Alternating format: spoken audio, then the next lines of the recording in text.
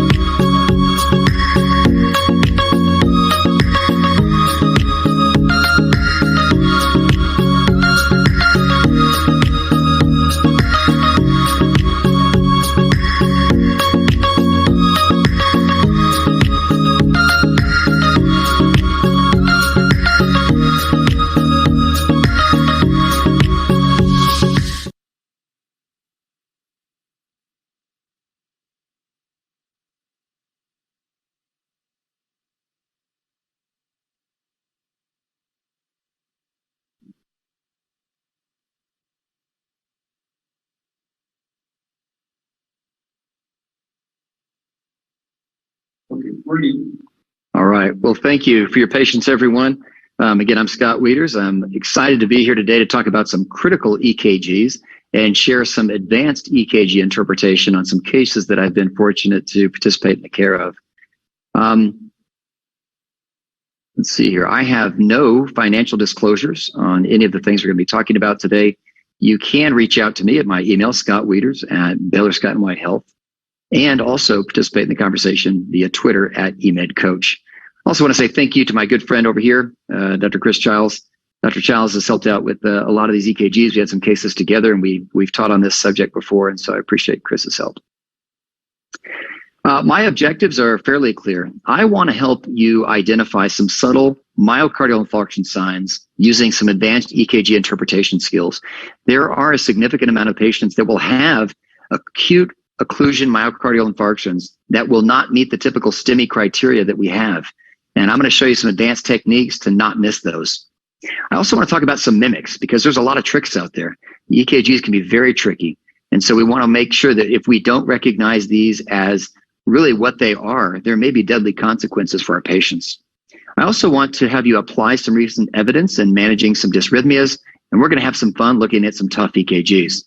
My ask for you is to take some of the learning theory that I was talking about earlier. I'm going to show an EKG, and I'm going to intentionally pause for 5 seconds. During those 5 seconds, I challenge you to read the EKG and commit to interpreting the EKG. The science of learning says that when you do that, it will exponentially increase the memory of the case, as opposed to just passively listening without making a formal commitment. So let's go ahead and jump into some great EKGs. This first is a 67-year-old female patient who's reporting with chest pain. I'll ask you to go ahead and commit while I tell you a little bit more about the case. This person had some pretty typical radiating chest pain to the shoulders, along with shortness of breath and fatigue. They did have some cardiovascular risk factors. So as we're looking at this EKG, I wish that my cursor was able to be shown, but I'm going to look down here. I always start off with a rate, rhythm, and axis. So the rate, it's about, it's typical rate, not tachycardic, not bradycardic. Rhythm is sinus rhythm. Axis looks to be about left axis a little bit. I look at my intervals. PR intervals good. QRS maybe a little long, but not bad. QT is okay. And I look at that. There's maybe some LVH criteria in AVL.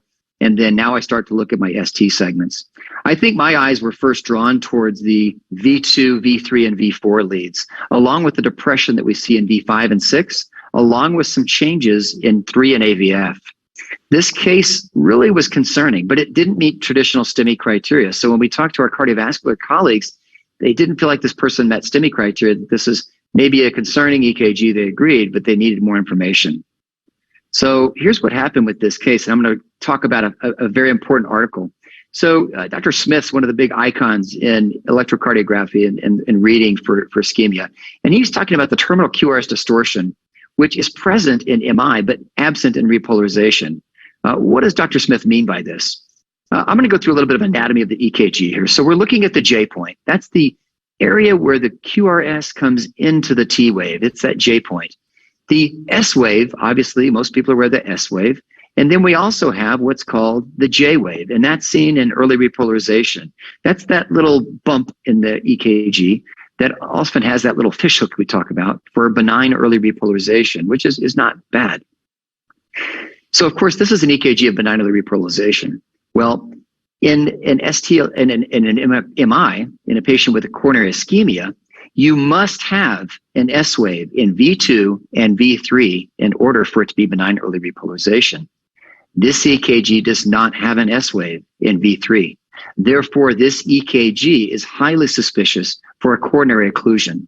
And this is an important aspect of the case. This is a myocardial infarction.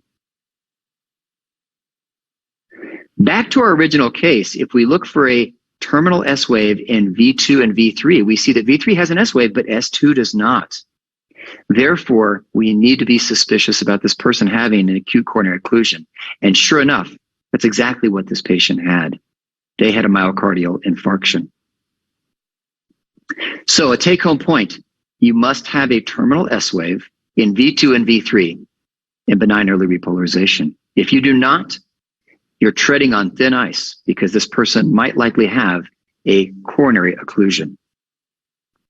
Sure enough, as we were trying to decide on what happened to this patient, guess what happened next? Yeah, that's right. Ventricular fibrillation ensued. The patient became unresponsive and pulseless.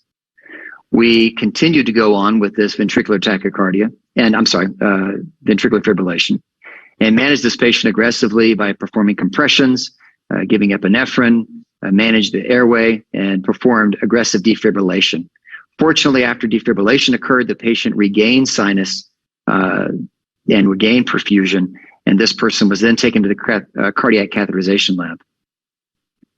So what really is the rate of ectopy? For the patients that have acute myocardial infarctions, how often does this happen and how much is it a big deal? Well, if we look at this, PVCs happen a lot. In fact, in a lot of retrospective reviews, it happens anywhere from 10 to 90%, which is all over the place. I mean, PVCs happen. But when we talk about ventricular tachycardia, ventricular fibrillation, those are actually fairly common in some of the cases. So it's my practice, and I would argue for you, that when you do have someone who is having an acute myocardial infarction, have a very low threshold, they need to be on some telemetry. They need to be monitored. And also, I place defibrillation pads on my patient when they are known to have a myocardial infarction, just for this very case. If we look back at the Gusto trial, back in the 90s, back when I was in medical school, ventricular tachycardia and VFib in these 40,000 patients did happen at a significant period of time. So again, I think if we look at multiple studies, we look over time, we will see that ventricular fibrillation and ventricular tachycardia will happen, and we need to be prepared. Sure enough, this person did have a coronary occlusion, did receive a stent, and fortunately is doing well. But this is a case that I learned a tremendous amount from, and I wanted to share that wisdom with you today. All right, next, this was a scary case. We had a 64-year-old male with syncope and chest pain. It was radiating to his abdomen, and he looked sick. So this was an EKG that we got from the triage when he initially reported to the emergency department. Go ahead and take a look and commit.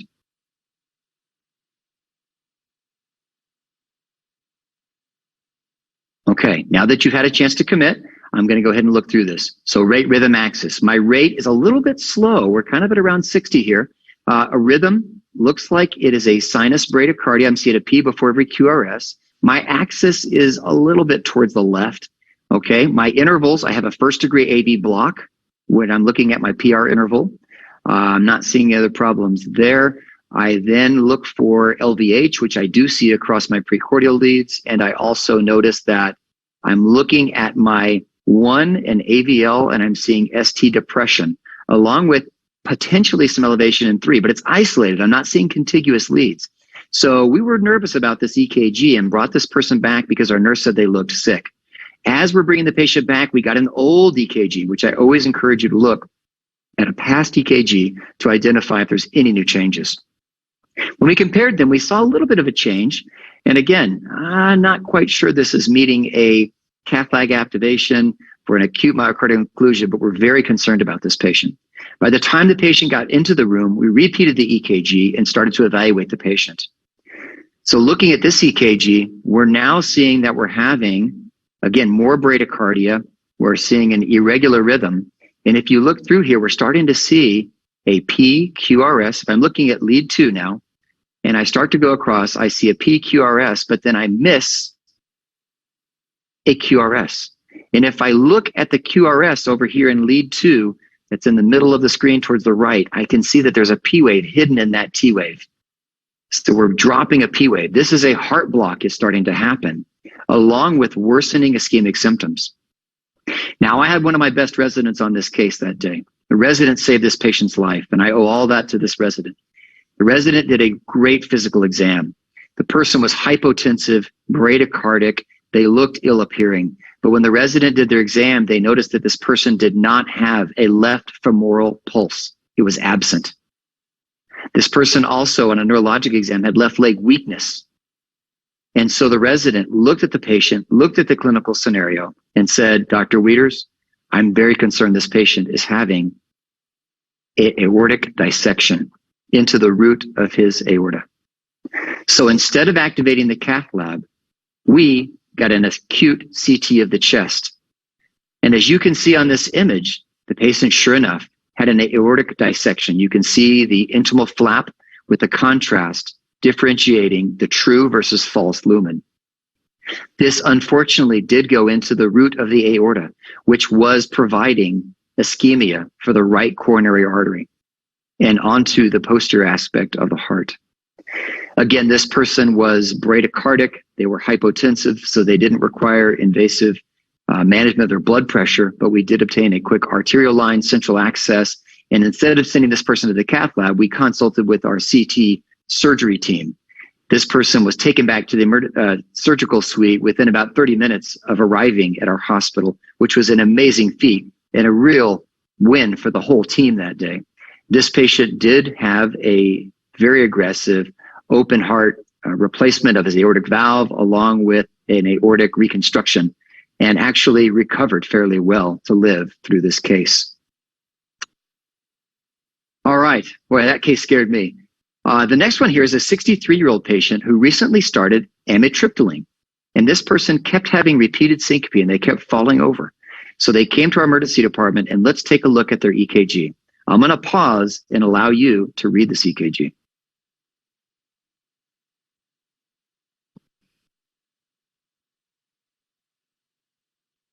Okay, I see that this is a normal rate.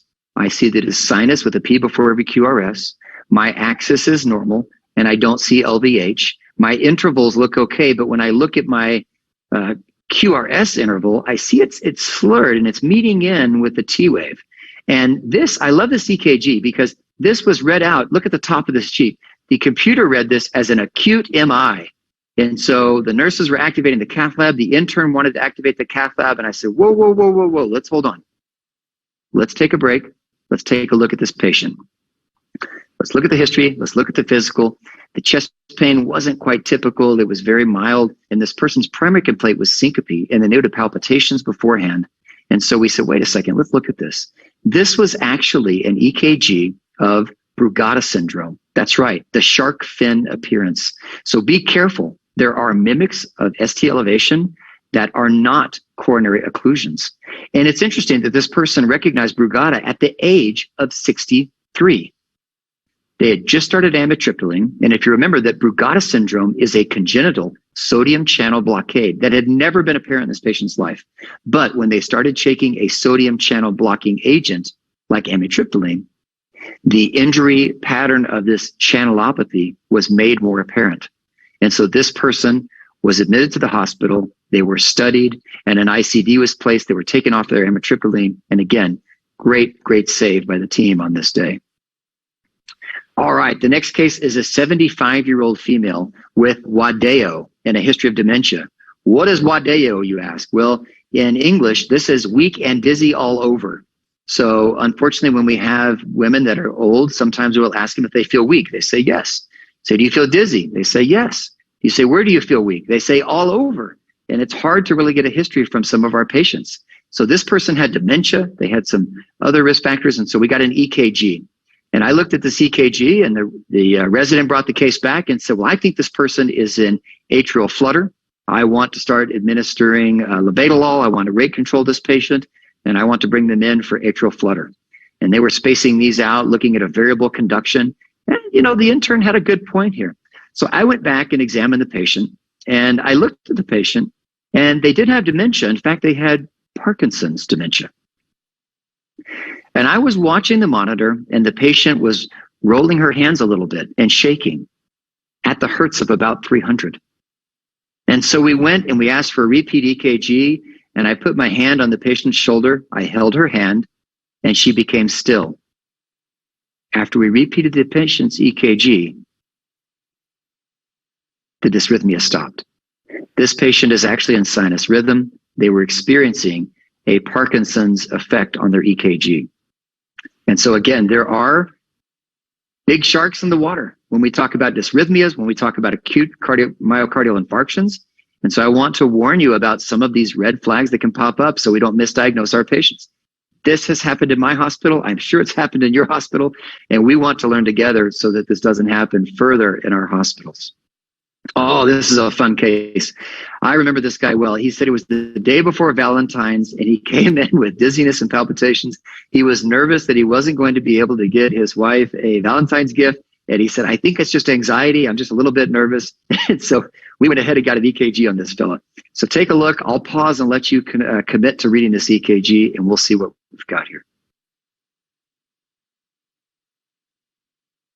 Okay, my rate is fast. This is about 180. I'm having a hard time finding P waves that may be hidden and maybe not in this EKG. My axis is normal. I might have a little LVH, and I'm looking, I might see a little bit of some nonspecific STT wave changes. But this, I think, and I hope everyone will agree, is what's known as supraventricular tachycardia, specifically AV nodal reentrant tachycardia. So in my hospital, most people like to go ahead and start pushing medications like,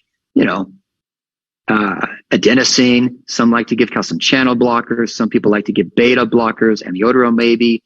But there are other options. And if you've ever given adenosine to a patient, it literally stops their heart. And some people feel like they're going to die because actually they die for about 10 seconds. So it does create anxiety. A lot of people like to shock this, okay? A lot of people like to shock patients with this EKG. But look at the eyes in this person. This guy looks crazy. I wouldn't let him shock me. I love to cardiovert patients. That's a fun procedure for me. But we don't have to do that all the time. What can we do? Have we considered vagal maneuvers, someone might ask? Traditional vagal maneuvers, such as a carotid massage, such as a intraocular massage, maybe bear down, hold your breath, a forced Valsalva, only produce conversion of supraventricular tachycardia maybe in about 5 to 15% of cases, depending on which trial you look at. I want to introduce you to the REVERT trial. If you have not heard of the REVERT trial, I want to talk about it. The REVERT trial took patients who have supraventricular tachycardia, asked them to take a few deep vital capacity breaths, and then blow into a sphygmometer or a syringe, and do this as long as they could. Generally in the trial, they did it for about 20 seconds. Some patients can, some patients can't. Then they put the patient in Trendelenburg and elevated their legs. What did they find in this trial? They discovered that when you did the REVERT, 43% of the patients converted, as opposed to 16% of the patients who were given traditional vagal maneuvers. This has been repeated in a few trials, and it does maintain to be at about the 40%. That's about consistent with my practice, but it's still worth a try. It's not very dangerous, especially in our hemodynamically stable patients that are able to comply. I think it works best on the patients that could take a big vital capacity breath and hold their breath and breathe, which some patients with lung disease or advanced age may not be able to do. But this is something I'd like for you to consider for your next patient with SVT. Sure enough, the repeat EKG, they converted. All right, this next case changed my life. This is a 72-year-old male who had syncope and chest pain, and they were on dialysis. So right now you're thinking what I'm thinking, oh, this person must have hyperkalemia. And I'm going to give you a pause to read this EKG. Take a look and commit to what you think.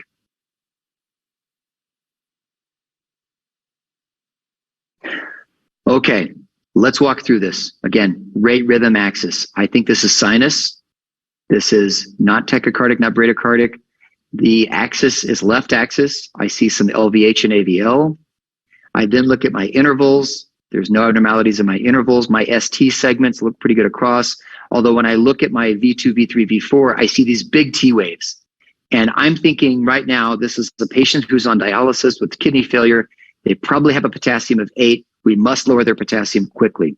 And that's what I was thinking. But I want to change your mind. I want to refer you to a blog. This is a open access blog by Dr. Stephen Smith, who writes about this concept. He's done research and developed and validated the subtle anterior STEMI calculator. There was a 3-factor calculator, but now there's been a 4 calculator, which has a higher specificity. What do they do in this? It looks complicated, but I'm going to go ahead and separate this out. This is the 1, 2, 3, 4 approach. 1, look at the calculated QTC by the computer. 2, calculate the total distance of our QRS in V2. 3, measure the J point elevation 60 milliseconds past the J point. 4, measure the R wave in V4. The concepts that Dr. Smith has understood that have been applied to patients and shown the difference between acute myocardial infarction, which is on the top, and benign early repolarization on the bottom, are that acute myocardial infarctions will have a longer QTC, they have a smaller QRS, they have a larger ST elevation of V3, and they have a shorter amplitude of V4. Let's take a look at a few cases. Here's our original case. Let's measure this out. We get the QTC, 1. Number 2, we measure the QRS. Number 3, we measure the ST segment. 4, we measure the R wave. We then take it, enter it into MD-Calc, a calculator, and we find out that this is likely an ST elevation MI. Let's try this again with a different EKG. 1, 2, 3, 4 approach. Calculated QTC at 390, QRS amplitude 22, ST elevation 60 seconds past the J point 3, and the R wave is 17. It's actually off the charts here. If we enter those numbers into the calculator, this is benign early repolarization, and sure enough, it is. Back to our original case, we put the numbers in for this patient, and I want to make one subtle note here. Look at the amplitude of V2. Look in V2. The amplitude of the QRS is small. Look how big that T wave is. Look at the amplitude of V3 and see how large the T wave is. Look at the R wave in V4 and see how big the T wave is. Those have discordant sizes of depolarization and repolarization. That is a critical thing for us to understand. Those numbers show us that this patient likely had a STEMI. And sure enough, after I presented this data to our team, they took the patient to the cath lab, and they did have a lesion in their coronary artery and their LAD, which did receive a stent. Okay, consider looking deeper into the 1, 2, 3, 4 approach for the subtle anterior MI calculator. So, what are my take-home points? I'm wrapping this talk up. Number 1, you must have a terminal S wave in V2 and V3 and benign early repolarization. If you do not, this might be an occlusion myocardial infarction and a lesion in a coronary artery. Know that the rate of ectopy for patients with acute myocardial infarction can be high. Keep them on a monitor. Place pads on their chest, lest they do develop a malignant dysrhythmia. You will save their life by being prepared. Be aware of the sharks. I talked about the shark that Brugada syndrome has. We talked about the co-administration of medications, which may elicit some of the congenital channelopathies. We talked about hyperkalemia might look like a STEMI, and then a STEMI might look like hyperkalemia. Be careful with these cases.